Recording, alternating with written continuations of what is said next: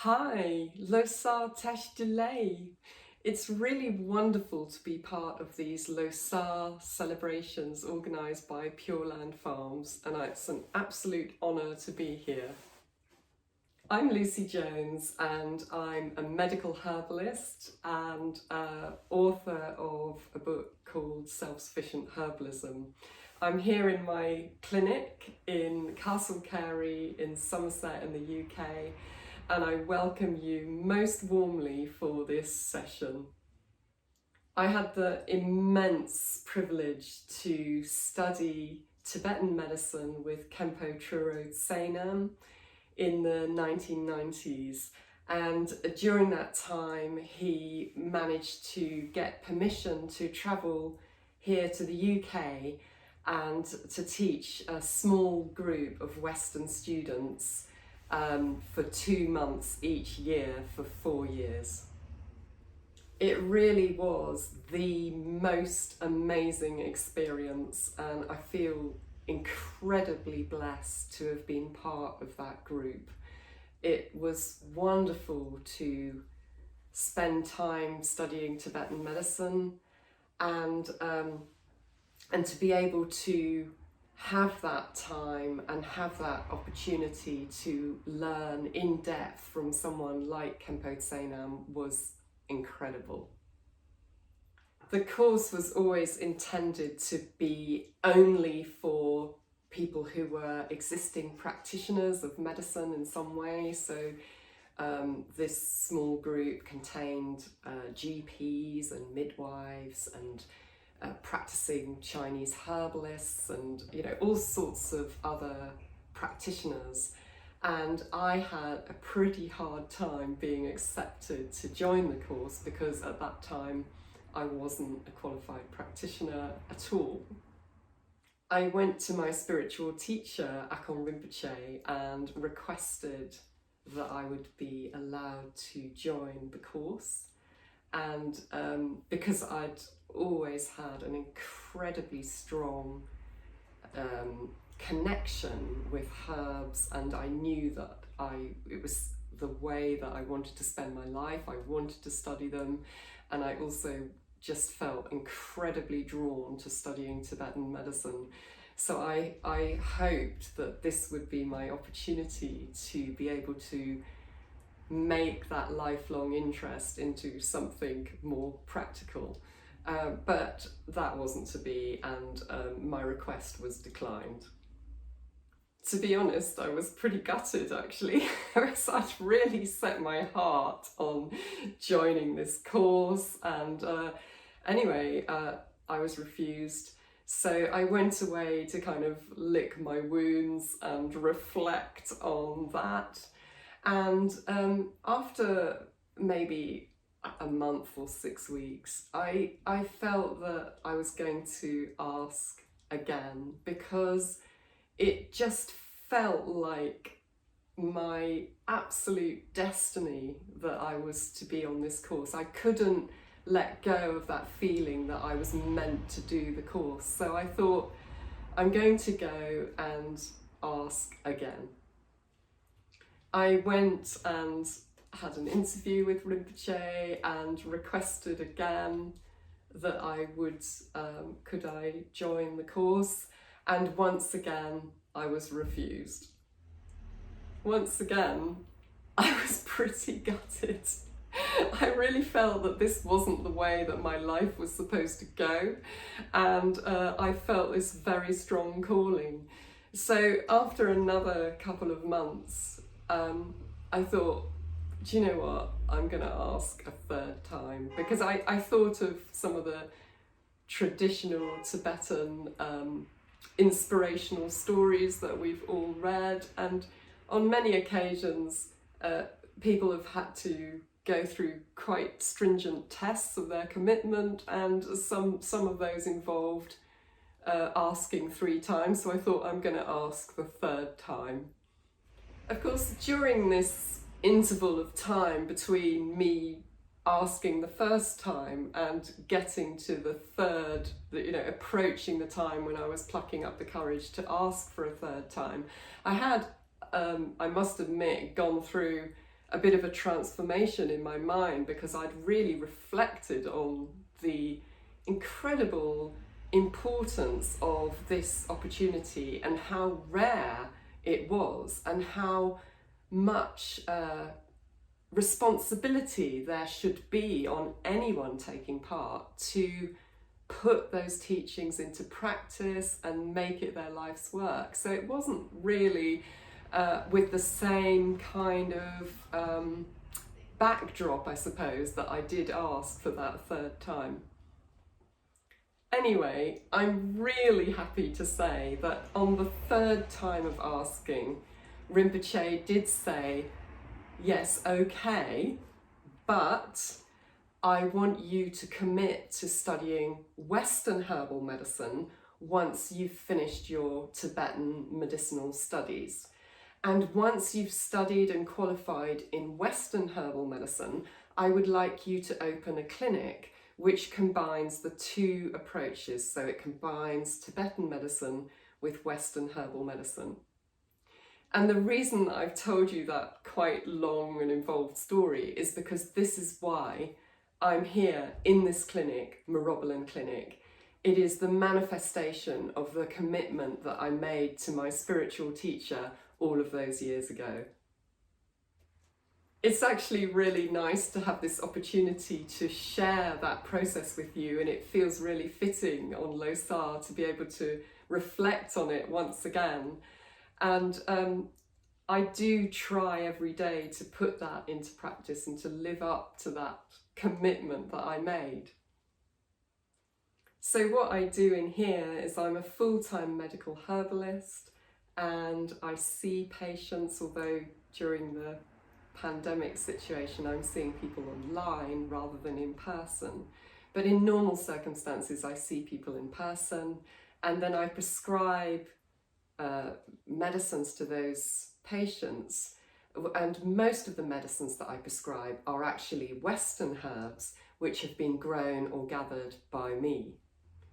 And I tend to view people's cases very much within a framework of Tibetan medicine, because I think Tibetan medicine is such a beautiful and sophisticated system of medicine, and so incredibly holistic. I have so much admiration and awe for it.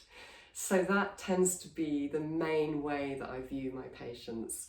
But I like to work with locally grown and locally gathered herbs where possible. So I prescribe those to people along the lines of how we were taught with Tibetan medicine, taking into account, taste and potency, etc. I really think that, I love my work, and it's so wonderful to see people becoming well again.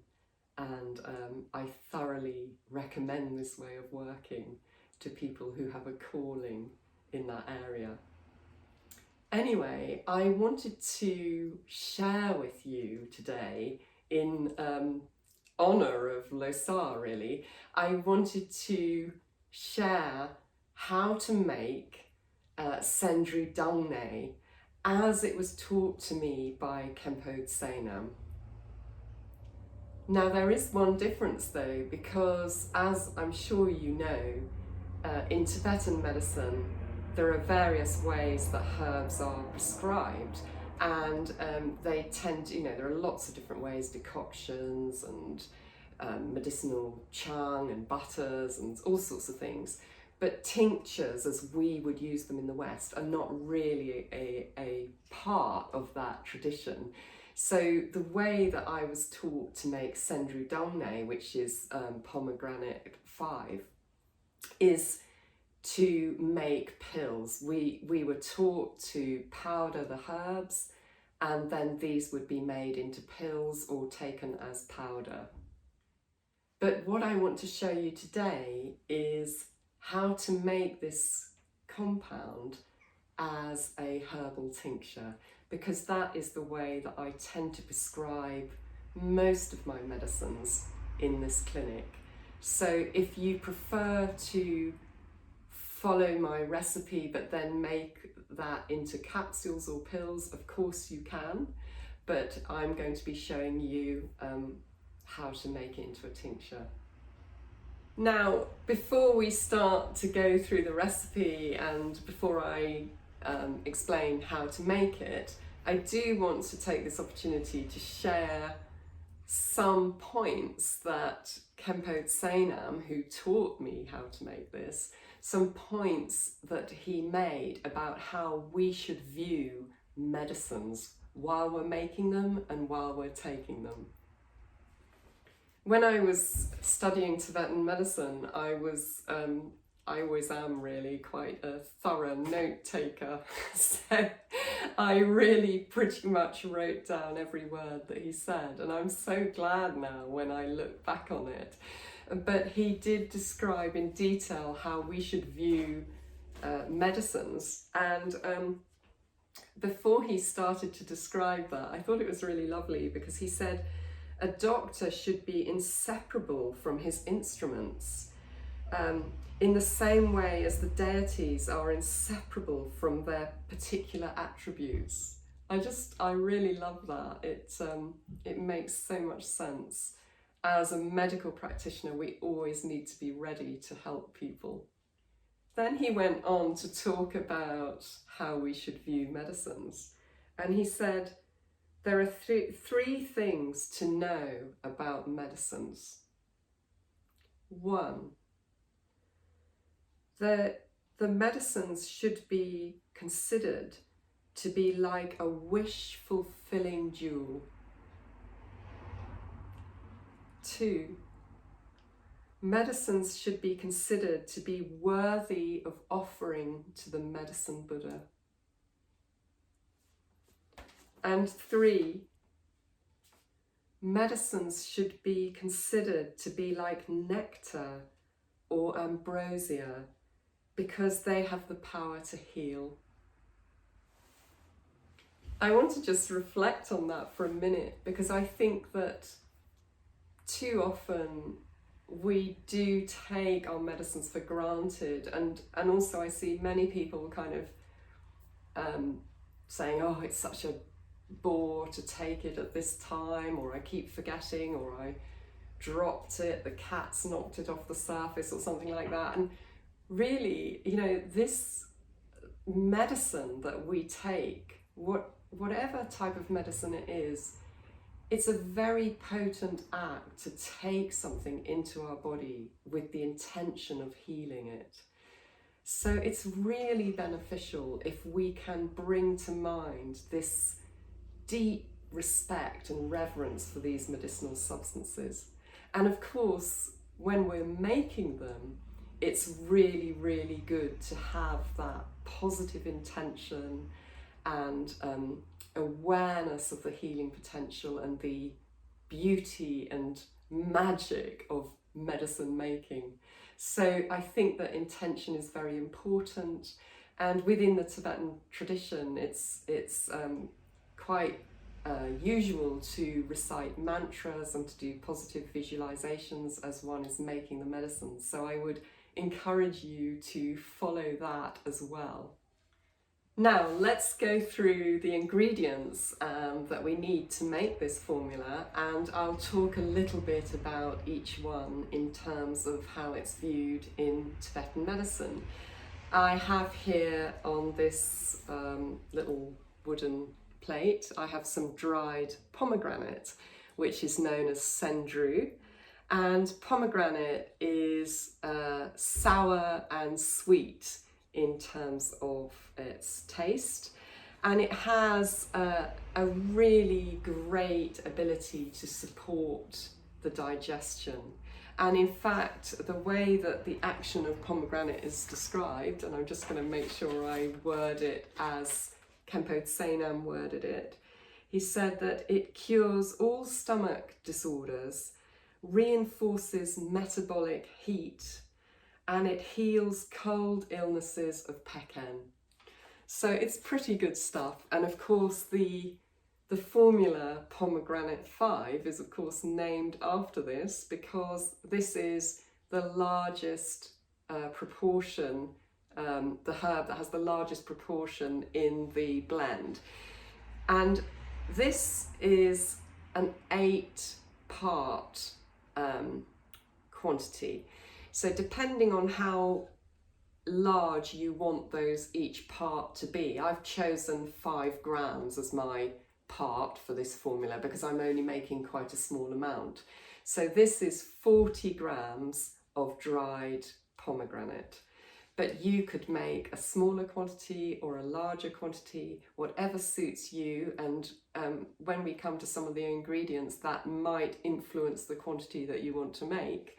But basically the main thing to remember is that according to Khenpo Saenam, he liked to use 8 parts of pomegranate in his blend.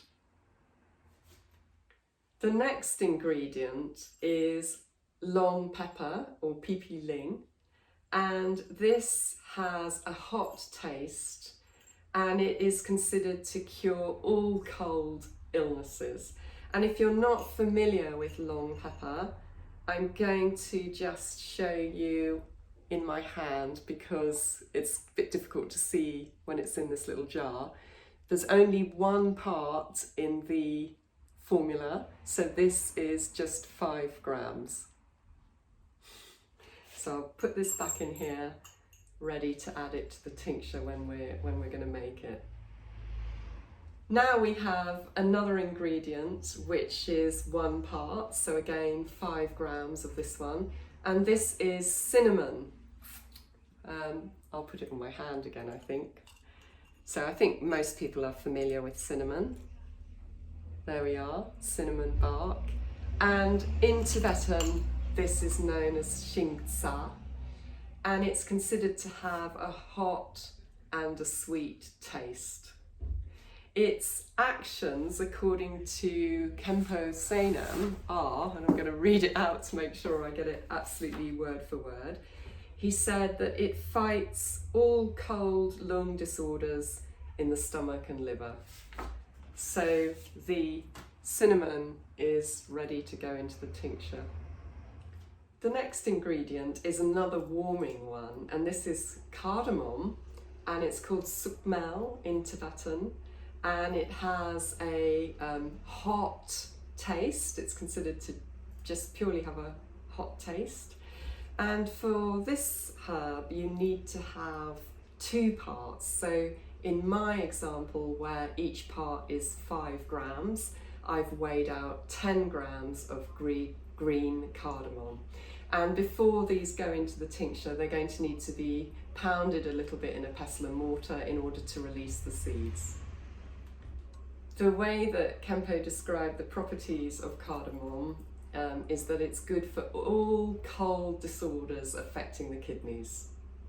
And it smells gorgeous too, doesn't it? Now, the final ingredient in this blend is actually cooling, and it's saffron. And as I'm sure you know, this is quite an expensive ingredient. So this is what may affect your decision as regards the quantity that you make. Now, the recipe that Khenpo taught calls for 4 parts of saffron. So according to my scale that I'm using, and that each part is 5 grams, I would need 20 grams of saffron.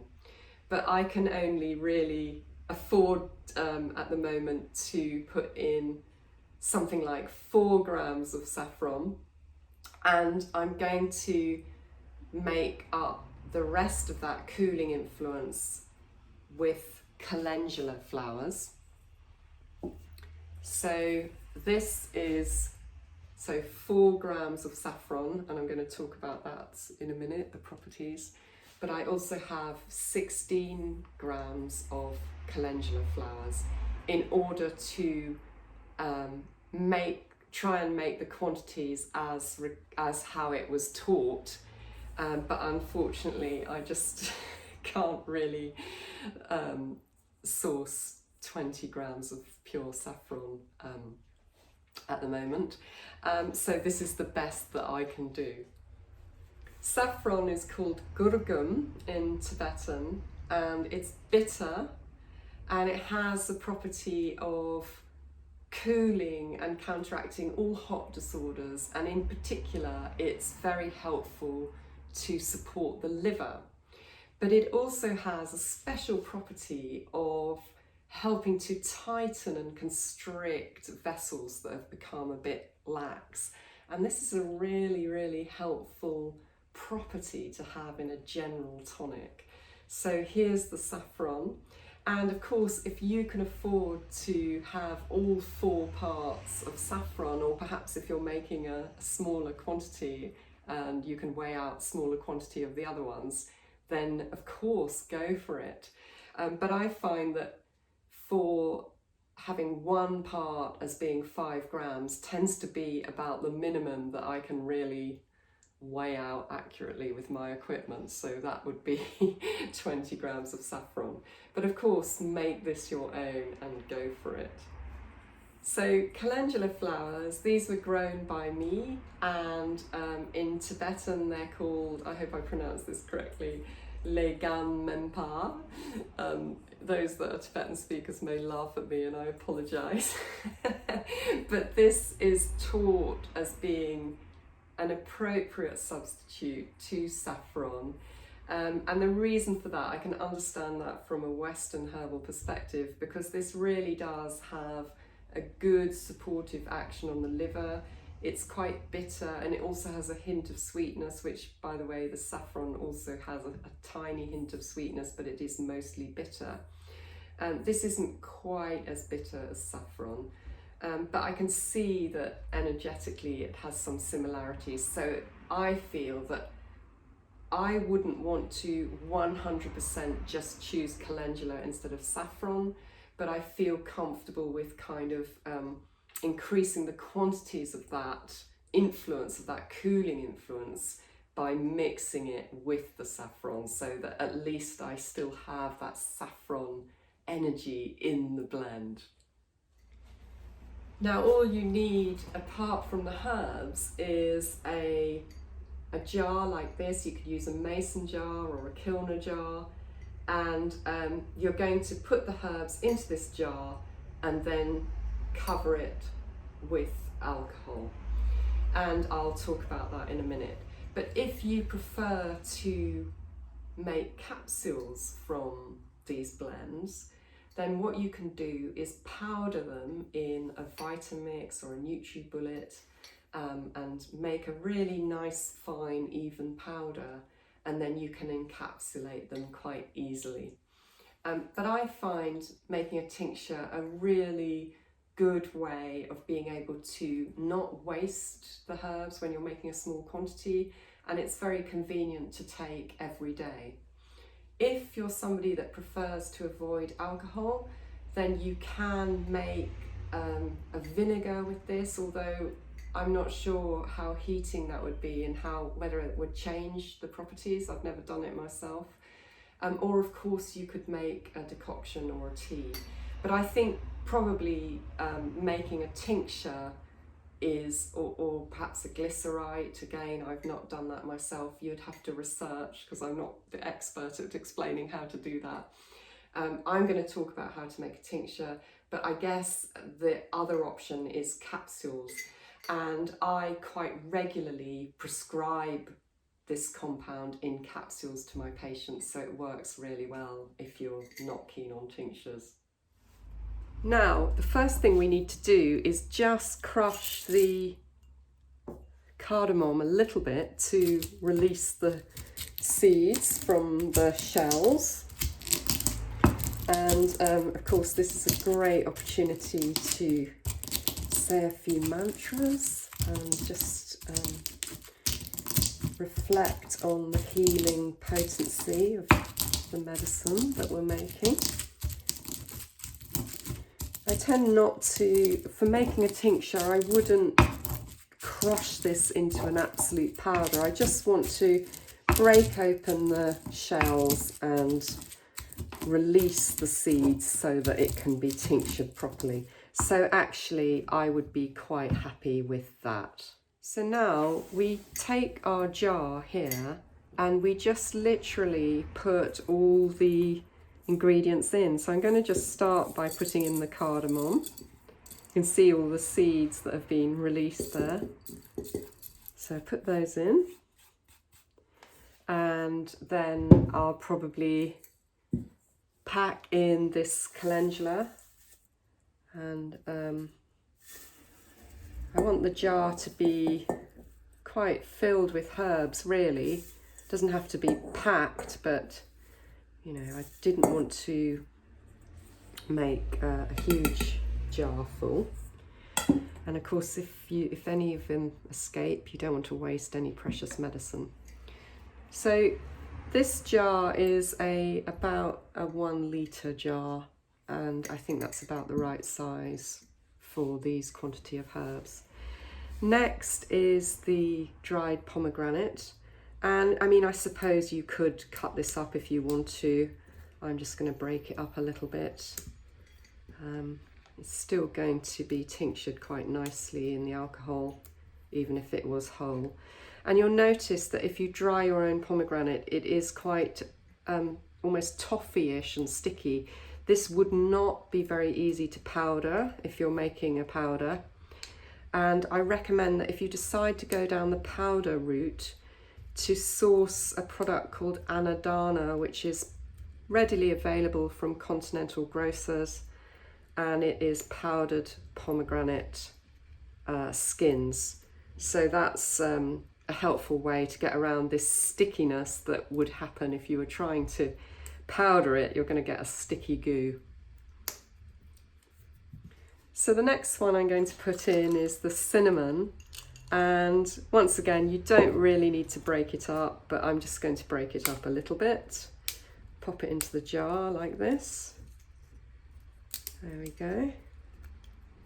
And then we have the long pepper. Put that in.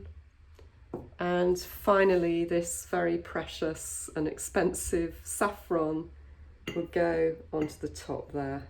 And as I said before, if any escapes, even one of these little strands of saffron, make sure you put them in, because it's very, very precious. And here it is. You can see that the jar is pretty full.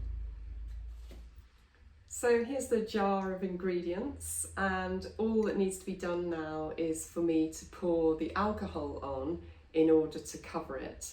And I'm going to be using, I have access to 96% high grade neutral spirit, and I tend to dilute that down as needed.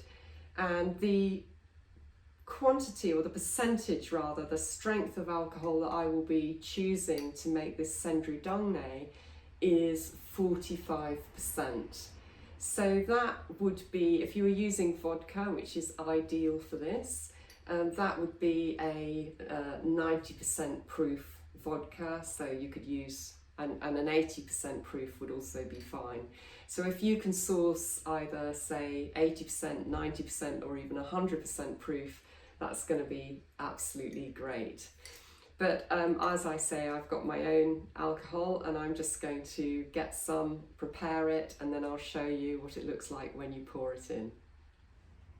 So here we are. I've got my jar, and I've got a litre of the alcohol, and I'm going to pour it in.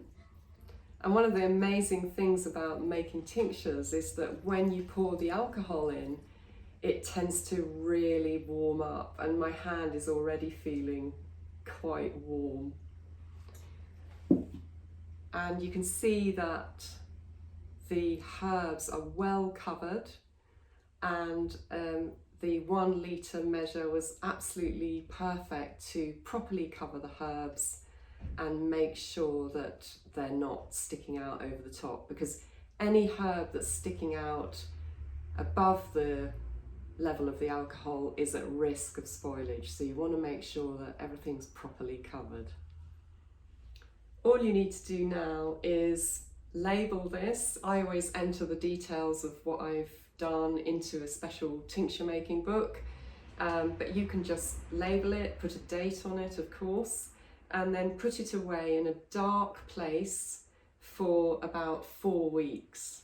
And at the end of that period of time, what you need to do is you just strain it through perhaps a jelly bag, or you can use muslin cloth in a sieve, and you'll strain it out.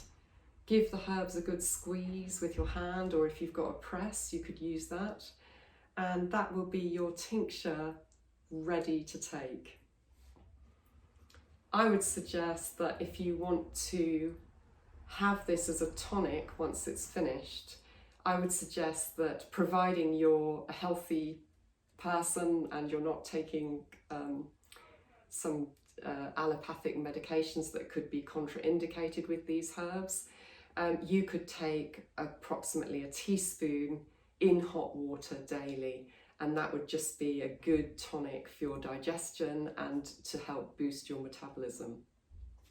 I remember Khenpo Saenam telling us that he had a digestive issue that had been really affecting him, and he took Sedru Dongne every day for a year, and after that his digestion was really strong, and he realised what an important and safe medicine this is, and he was always encouraging everyone to make it themselves and to take it to support their digestion, because of course if our digestion is strong, then our health is so much the better for it.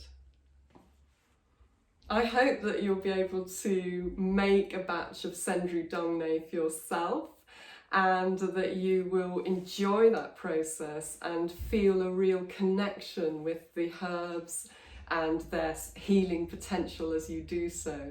I really personally feel that herbal medicine is a spiritual practice, and this is such a lovely medicine to start that process off if you're new to it.